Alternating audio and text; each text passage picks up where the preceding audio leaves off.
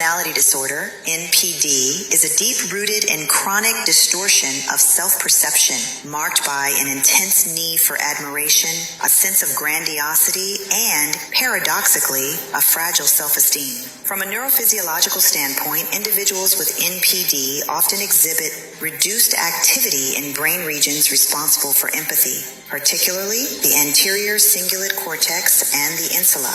This diminished responsiveness makes it difficult, if not impossible, for them to emotionally connect with the suffering of others, especially when such connection threatens their idealized self-image. At the same time, the limbic system tends to be hyperactive in response to perceived threats to self-worth, such as criticism or neglect, triggering sharp emotional outbursts. In individuals inclined toward inflicting extreme harm on others, NPD frequently appears as part of the so-called dark triad, a cluster of traits that includes narcissism, psychopathy, and Machiavellianism. When combined with low anxiety and a blunted sensitivity to consequences, such individuals may resort to manipulation, devaluation, and aggressive tactics as a means of asserting dominance or reinforcing self-image. Not all people with NPD display overtly destructive behavior, but under certain conditions,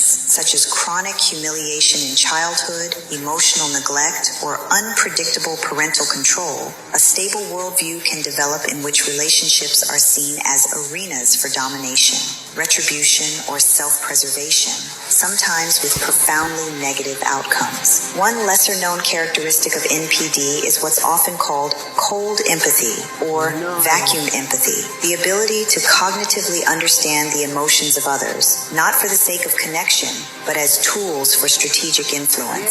This can create a convincing illusion of emotional depth, beneath which lies calculated intent.